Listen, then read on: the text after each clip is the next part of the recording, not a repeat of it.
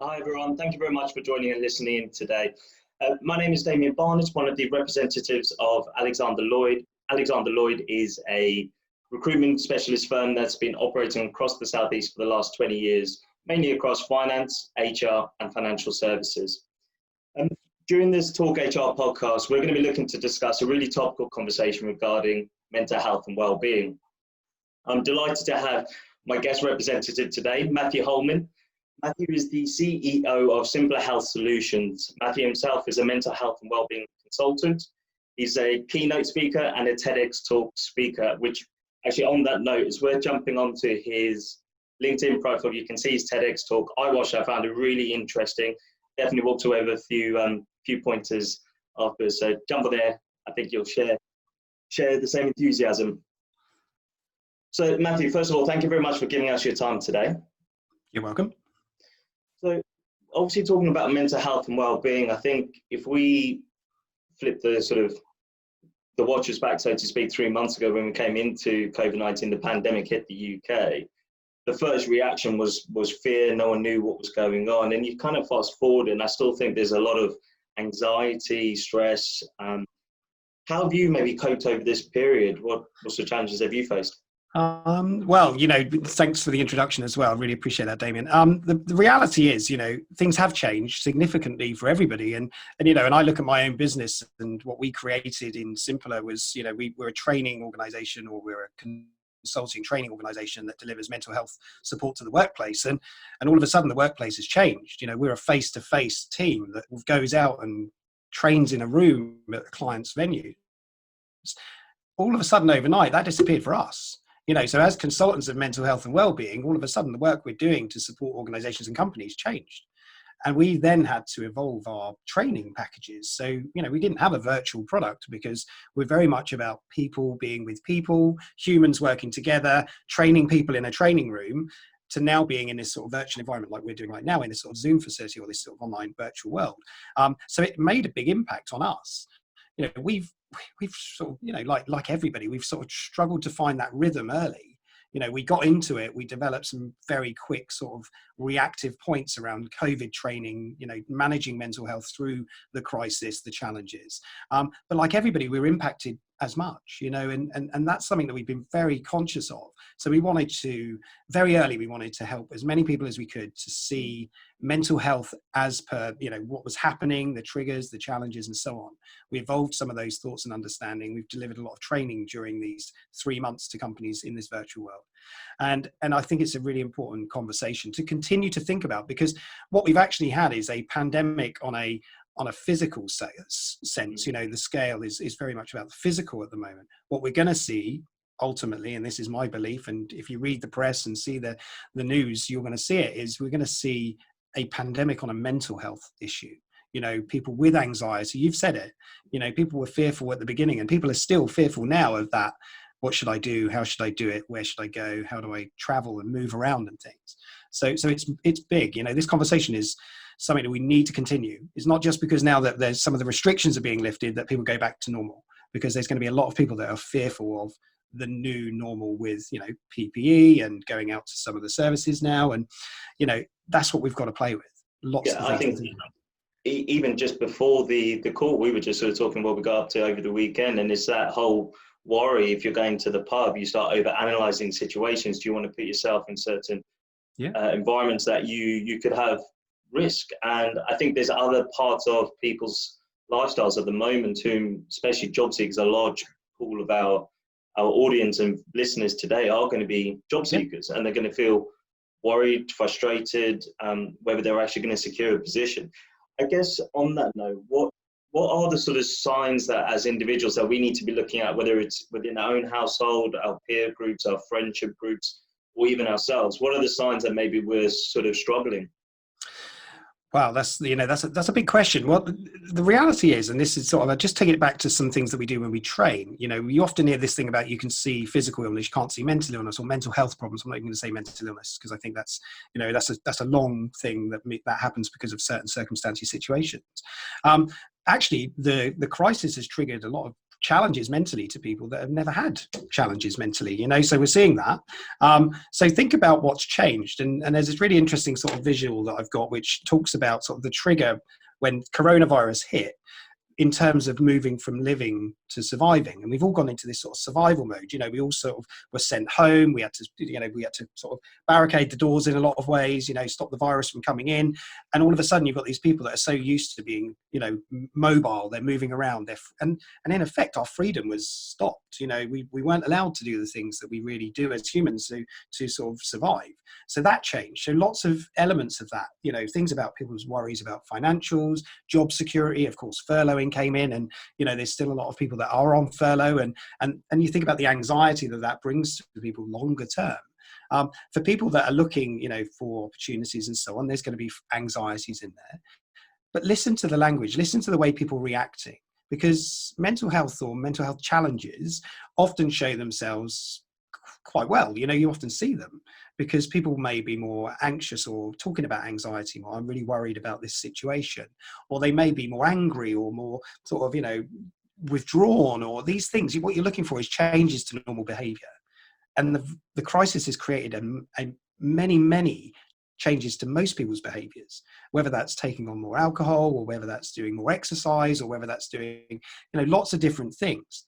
And all of those will have an impact on us mentally. Now, those two extremes that I just spoke about are two important ones, because if we drink more, we're more likely then to start feeling quite low and quite depressed. And, we use drinking because it's an emotional thing that we can, control sort of emotion. We drink because we're unhappy, or we drink, to make us happy. And it doesn't always work. And long term, we know that's going to have a big impact. But then you look at the other side, which is people who started exercising. Actually, they're the ones who are managing very well their mental health, looking after things. So you can see things happening all the time. If you're living in a household with others, and I do, I've got my wife and my daughter here, you can see when they're struggling. I can see that. And of course, I talk about mental health, so I'm very open about it. But this is such an important conversation in terms of just talking to friends, to family members, to colleagues, to anybody that we're around, and being open and honest about, what, today, and this has been a real big sort of eye-opener to this whole event and this crisis, today I am not feeling great. Because when I'm not feeling great, it means that you'll understand why sometimes I need a bit of space, or, I might need a bit more support, or I might need something else. So loads of things we can see, lots of different changes that we're looking for. So we can see mental health challenges. I 100% think that, but often we don't look for them, because we just go, oh, he's just being moody again, or he's just, angry, or she's, and that's the problem. Recognizing them as potential challenges to the individual, so important. We've got to make that sort of differentiation, I think. Yeah, definitely. I draw to sort of my personal experiences through the COVID-19 situation. So my other half hasn't necessarily worked. She's self-employed as a freelancer, so it was really difficult for her. But I saw changes within her, and she tackled it in running. She's never been running in her life. She's done more 5Ks than I could have ever seen, and she's done really well on that side. But I guess her mental state and the way that she was handling that situation was comfortable to her to sort of go off in that direction. Not everybody's got that chance or opportunity, and it can consume us all. I've definitely had some really tough days, bad days, working from home during this period. The market, as a recruitment company, we're reliant on buoyancy, and the world has been flipped upside down. But I think it's that encouragement of conversation you're sort of talking about, and spotting changes in behavior. Yeah, and there's so much, and the thing is, there's so much uncertainty right now still. Even now, there's still a lot of uncertainty. There's a lot of fear. There's a lot of worries and anxieties and concern, because nobody really knows, and this is the challenge, nobody really knows what the future's going to be. We don't know if it's going to come back. We don't know if it's going to be worse, or if it's going to, disappear. We can only hope that things improve and everything goes smoothly, and we get back into this sort of, more normal version of the world that we expect to see. But nobody can guarantee that. And so that does, where people have been sort of isolating, and especially with shielding and things like that, it's a hard one to then go, well, okay, now I can stop shielding and I can go back out, because I'm worried when I go back out, and that's what we've got to deal with. And workplaces are and exactly that, workplaces are struggling, because it's that, when do we open the office? When is it safe to go back to the workspace? When is it going to be, okay with social distancing measures that mean, people are secure? what happened? And this is always the first thing that I always sort of think about is what happens when somebody coughs in the lift? How will people react to that? And that's a perfectly normal thing, and it happens all the time. But now, because we're conditioned with this thought of coughing is one of the signs of this illness, if you go to the supermarket and you queue up and you've got people in the queue and somebody starts coughing, you can just see everybody's reaction is first to go, wow, this is bad. And so, we've never had to do this. We've never had to see this. So lots of things to think about. You're touching on something that actually we were going to come into a little later on, but I think it's quite poignant timing. What about the workforce coming back into play? We're starting to see organizations bringing staff back. What are their responsibilities? What should they be doing, or could they be doing? So first thing I always say is recognize that whatever sources of information you're using, they are sort of official sources. So we always have to be really careful, because what we've seen over the course of the past few months is there's a lot of experts that turn up who've got a great opinion on what's happening, what's going to happen. We have to be really careful, because Aunt Linda on Facebook probably isn't the best expert for advising. So this is something we have to be really mindful of. So first thing for me is always use reputable sources. So obviously the government websites and those sources that give clear examples and so on are really important. Obviously the HSE standards and things like that we need to prepare for. But I think it's about preparing an environment that people feel comfortable. And this is the biggest thing, feel comfortable to come back to. And that's so important. Because if we just say doors are open, everybody welcome back, because we are going to welcome people back, of course, that could create so many other challenges. I work a lot in the travel industry and in terms of business travel, and no doubt everybody that's watching this, you have an element of business travel within your world. But imagine that, we're seeing some challenges when it comes to going back out to travel, and this quarantine issue that came back, or now been reeled back a little bit. We've got some more freedom. But people who like to travel or like to work overseas or in different locations now are starting to challenge that and thinking, well, do I need to, and should I do it? And is it safe, and is it protected? Because we don't know often what we're going to at the other side. So it's the same with the workplace, making sure people are really clear in the communications, in the management of that, and asking people to tell you, or, inviting people to let you know when they're worried about it. Because if we just assume everybody's happy to come back, then we're probably going to miss a lot of people who are struggling with that sort of inner voice of the anxiety. So we have to encourage people to be honest. That's what it is. And I think that's such a big part of all of this. Because if you don't feel comfortable coming to the office, if you tell me, then I'll understand and I can maybe make some more adjustments. Do you think there's an element of, if you did bring in your workforce and you didn't tackle perhaps the culture of the company at the same time, you know what it's like, people may be talking in the kitchen, start bringing each other's anxiety levels, increasing it because they're fueling the subject and the conversation. So do you think there's a need for business leaders to address it early on? Yeah, definitely. That's what we've been trying to do for the last 4 years. This is actually brought to life this reality of, mental health is real, right? We all have mental health, and that's such an important piece to remind ourselves. It's not that anybody can opt out of mental health. We can't say, oh, I don't have it, I don't want, it's actually part of who we are. So engaging earlier, and so company cultures need to embrace that. You talked a little bit about my TED talk, my TEDx talk, which was 24-hour humans. And the idea of that is that now we need to be more mindful of, we're actually humans all day. When you come to work, there's an expectation in the workplace to perform, and that's normal, right? That's how it's been based for years. You perform, you do a good job, and actually the workplace should be really conducive to a positive mental experience, right? It shouldn't be one that harms you or hinders your mental growth and all those things. So importantly, for company cultures to embrace that, we need to recognize that Damien and Matt are humans all day. And that means we come to work sometimes with challenges that aren't work-related challenges. But it's hard sometimes to park those thoughts, even when we're trying to perform and when we're trying to do these things. So workplaces need to change that now, because when people are coming back, they are going to be worried about, I think about the example of, I don't mind traveling. My wife's scared of me traveling. That's going to be the reality. Yeah. So now I've got my wife behind me saying, Matt, please don't. And I'm going, but I'm okay.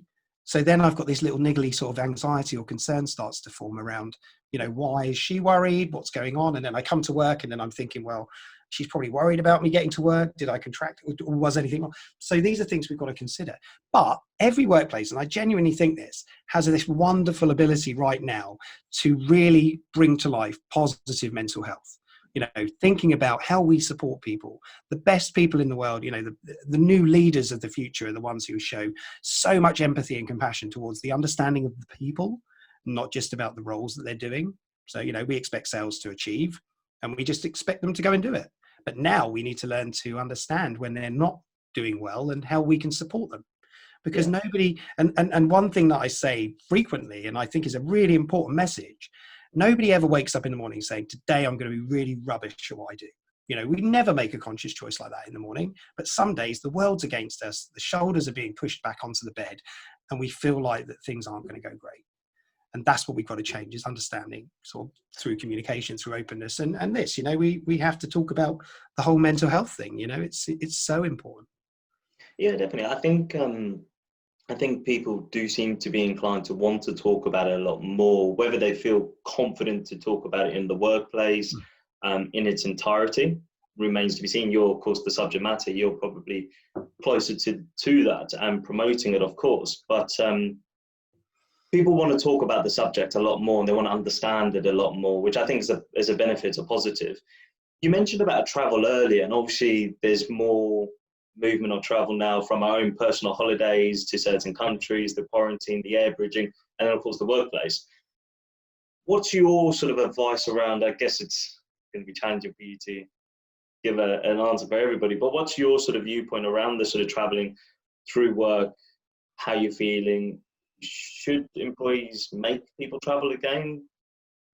Well, yeah, this is the conversation I've been having for a long time with the travel industry, and I think the reality is that you should never force anybody to travel for their job, especially at the moment. This is a real fear for some people, and I did some work a couple of years ago where we identified that travel actually, depending on what you're doing, flying, hotels, and all those things, meetings, events, and there's over 100 different forms of anxiety that can be created just by going on a business trip. Wow. So it's a significant amount, right? Yeah. But companies don't see those things. They don't see the delays, the worries, the concerns, the home stuff. Actually, I think it's really important, because when you've got kids at home and you need to travel for work, they need to be with somebody, or they need to be doing something. Who walks the dog when you're flying overseas? Who does there's so many of these elements that people are understanding themselves, but they don't talk about. So pushing people to travel, no. Encouraging people to travel, and this is always the big thing, especially with mental health, is you can only encourage people to do something.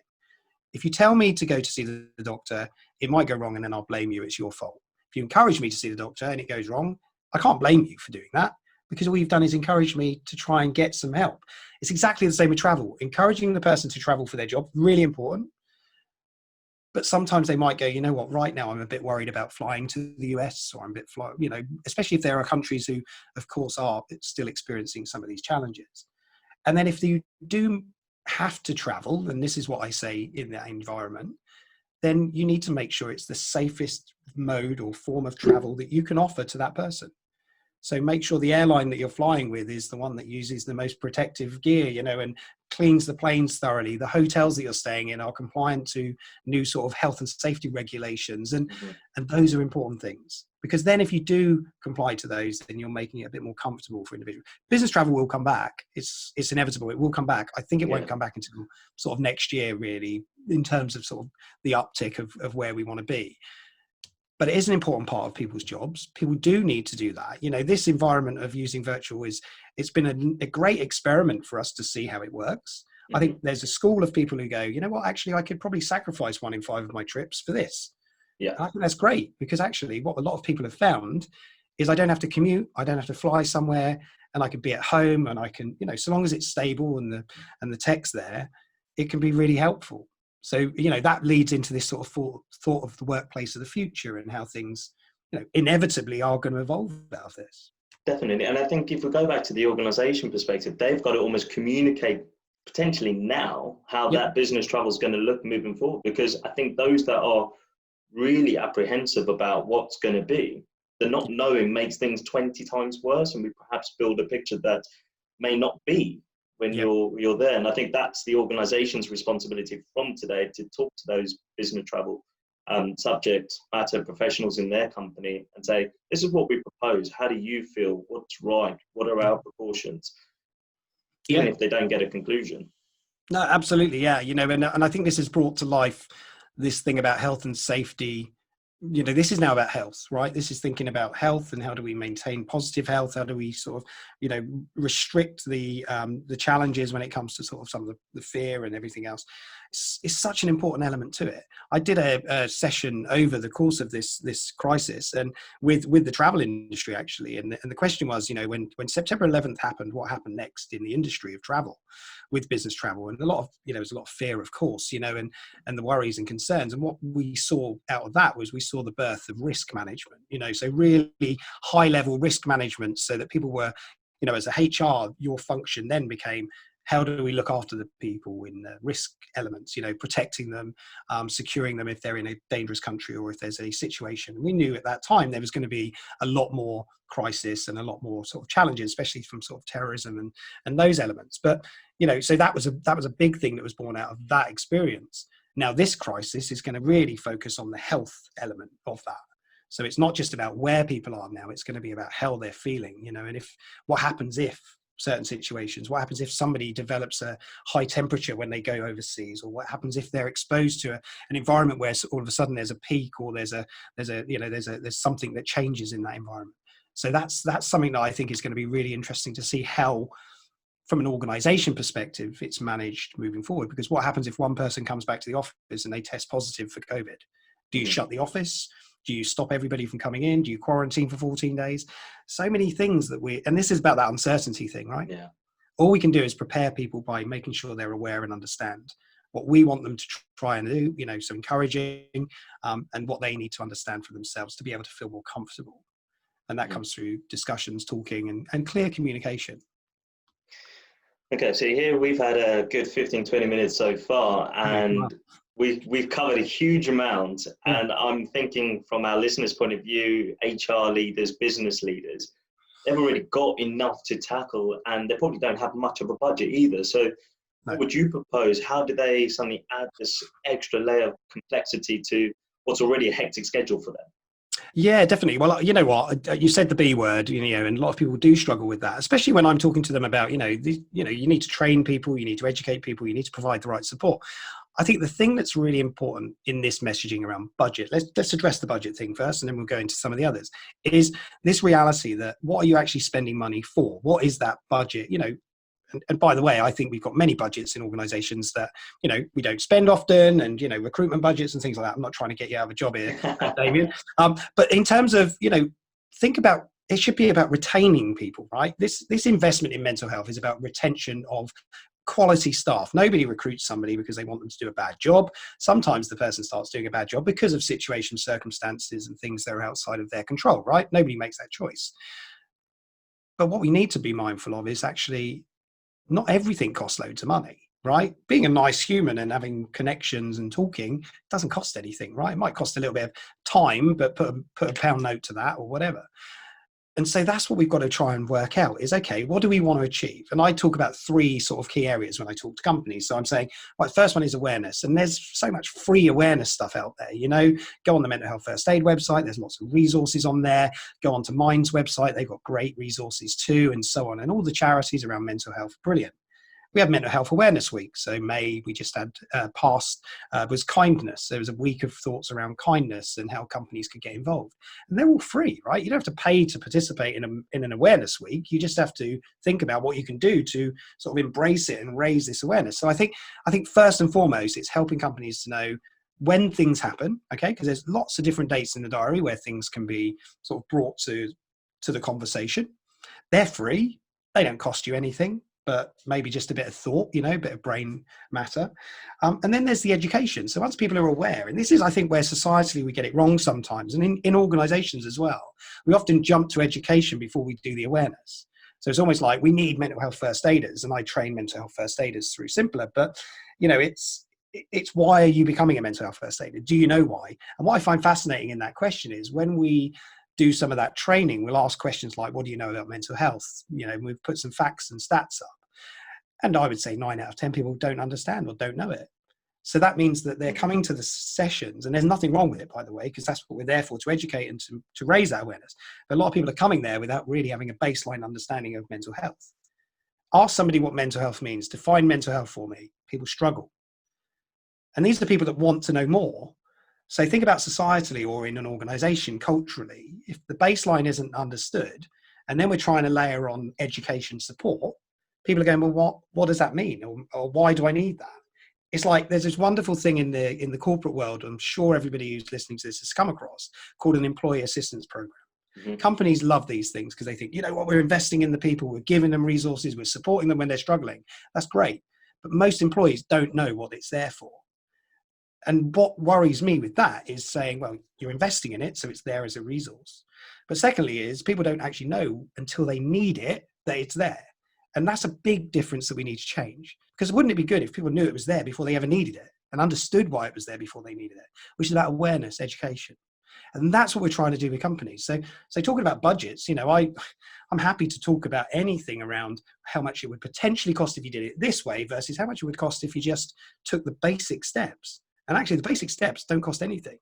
So, you know, that's a conversation that can open up many different sort of avenues of thoughts, depending on what companies want to do. Right now, companies, I get it, you know, they're very careful with what they're spending, and they will be, you know, that is a reality. My company income went down to like 10% because of the crisis, but we're still trying to help and support more people. We're not going to do it for free forever, but we have to, you know, adapt and change and think about different ways of doing stuff. I think that's what I found really interesting over the last 3 months is just the amount of content that's coming out onto, say, for example, LinkedIn. Clearly for us, we want to engage with our market through these sort of mediums. And it's great to have somebody like you with that sort of subject matter experience to share your insights and advice. And I think you're right. If we, as a collective, support one another, we will definitely get through all of this. We've seen our business revenue drop dramatically, and we will only bounce back as a recruitment industry when our clients all bounce back. And of course, they're all facing their own adverse market conditions. But It's good. It's insightful so far, for sure. Yeah, and I think you know, the reality is now, somebody asked me before the crisis, actually, beginning of this year, I do a lot of calls with different people, different trainers, different other mental health advocates. The beautiful thing for us is it doesn't feel like a competition, right? Because we're all in it to do the same thing, and that's to support as many people as we can through this journey of life so that they lead a mentally positive experience. Somebody asked me what I was planning this year, you know, in terms of what were my objectives. And my first objective, actually, and this is true, was to collaborate with more people. And I think that's such an important part of all of this, you know, because those people that just carry on doing it on their own, in their own sort of, you know, focus like this, they might not survive through it. You know, I think we have to learn to collaborate more. You've seen much more in terms of the community of industries come together, you know, rather than looking at each one and going, well, you're my competitor and I need to fight and battle you. A lot of them have gone, you know what, we all need to get through this and we need to work out how we're going to do it. And what I find tragic about the current crisis, of course, is a lot of very, very good and experienced people have lost their jobs through no fault of their own. That is no fault of what they've done. That is not because of how they work and what they do. It's never been based on their performance necessarily. And sadly, lots of people have. And I know that from, you know, lots of my friends and, you know, the people that I've worked with over many years. And that's something we need to sort of embrace more of. So it's, you know, that collaboration piece has really been important. You know, the education piece, think of all the free resources that people have been pumping out there over the last few months. I think it's been quite an incredible moment for us. And the thing that I've really enjoyed over this period, you know, I have to look at positives. I don't just look at negatives, of course, but is the feeling of community. Mm-hmm. Building community, rebuilding communities. It's the thing that we've been missing. I've been saying it for 3 years now, training, you know, we need to rebuild and rekindle some of those community feelings. Because we're all, you know, I've never spoken to my neighbours. I've lived here for 10 years sort of thing, you know, and over the course of this, we were clapping for the NHS. We were outside and we were just, you know, having a drink together. We celebrated VE Day together because we didn't have any other alternatives. And that's been really powerful. You know, so even in companies, I encourage companies to build internalized communities too. I think you surmised it perfectly. I think absolutely, if I look back at COVID-19 lockdown, that whole community feel, with you, I've been clapping out my window on the Thursday. We clapped, obviously, 72 years NHS yesterday. But I'm seeing it on LinkedIn. I'm seeing recruitment agencies collaborating with others. And that's an industry that is, in the past, renowned to be such a close, protective bubble. And it's counterintuitive. It's not healthy. I've seen, I think you surmised it absolutely perfectly. So look, Matthew, what if any of our listeners wanted to reach out directly to you and sort of inquire a little bit further about your services, what can they do? Where can they go? Yeah, so we're present on everything, of course, like most good companies would be now. But LinkedIn is, it's a community that I work a lot in. I do a lot of work in LinkedIn, so anybody can follow me in my profile in LinkedIn, of course, or connect with me, of course. Absolutely happy to. I try and put out sort of awareness content every day, and that's really important, or I'll challenge markets or I'll challenge industries around some sort of key questioning. So LinkedIn for me is brilliant. We've got a company page on LinkedIn for Simpler Healthy Solutions as well, which of course has content. We've got our website, which is simpler.com, nice and easy. But yeah, we're just looking for people that are really interested in raising this conversation around mental health. I think one thing that we didn't touch on that I would love to put in here, if it's okay with you, Damien, is about why I do what I do. I think there's a big question, that I love to answer for people. And the reality is, the reason I do what I do and the reason why I set up Simpler was because I had my own mental health experience. I had my own crisis point in 2016 where I lost a job very, very suddenly. And it was very, very poorly managed by the company I was working for at the time. And it created a significant mental health issue for me. And at that point, when I was on the floor, and that's sort of being honest about it, I decided that I would never work for anybody again. So started my own business, which very luckily for me, I had some good friends who supported me back. They gave me opportunities. They really made me feel like I was valuable rather than what I was actually feeling, which was worthless. And I do think that's really important. So for anybody that is listening that's lost a job through no fault of their own, I actually look at my losing my job as not being my fault. It was just a set of circumstances I was in at the time. I used to fly between the US and the UK. I used to spend a week in the US every month. And it just got to the point where my body was just sort of, and my mind, not just my body, but everything was just fried. This is a reality a lot of people go through. I do a lot of work with the travel industry, as I said, because I talk about travel well-being. I talk about the experience of travel should be a positive experience, should be good. But for a lot of people, it's really hard. I talk about workplaces looking after people who are struggling. I never had a single employer who asked me how I was feeling. And when I was in trouble, never checked in with me or supported me. And that was why when I created Simpler, I wanted to help more people. And that's my ambition. That's my target now. It's not all about just earning lots of money. And by the way, I don't earn anything like what I had, but I'm 10 times happier because of what I do. And I think there's purpose. I think that's the passion I have now. I've got a lot of other sort of like personal experiences of mental health and some of the challenges that are going on. And we all have challenges. And this has created a lot more. But also we've got a great opportunity to learn more about mental health and to support more people. And if my job, my objective, right, is every time I train somebody, all I want them to do is help one person. Because if they help one person, then the 2,000 plus people that I've trained over the last 2 years are helping 2,000 more people. And it will become 5,000 and 10,000. And we can see how this snowball is going to roll. And that's so important to me. I'm passionate about this. I think, that's what I write about. My TED talk was based on my reality of my world for 20 years, traveling all over the world. Those from 97 to 2016. That was a big momentous part of my life where I transitioned from, young adult to middle age. And that was a journey. And that's what 24-Hour Humans talks about. That's why I'm very passionate about spend time wisely. Don't waste time. We're very good at throwing away our time. But actually what's really important in this for this conversation too is time is your gift. Use the gift wisely, give people an hour, give them 10 minutes, give them a minute at least. Just to talk, have a chat. I could talk about it for ages, but that's a bit about my story, and there's so much more elements to it. And for anybody that links in with me, you'll see and hear a lot more about my story in that community. It's real. Thank you for sharing such a vulnerable, personal bit of information regarding you and kind of what's led you to do what you do. I think even if there's just one listener that's listening to this today that is resonating with what you're saying, what you're describing, I think that in itself will still be a success. 100%. Yep. That's amazing. Look, thank you so much, Matthew. I think I've certainly really, really enjoyed this whole session. And we're going to have to do this again, 100%. We're going to have to do another sort of take 2, if you like, 6 months down the line, how life is. Yeah, lovely. Would love to. Cool. Thank you so much, Matthew. Really appreciate it. You're welcome. Take care.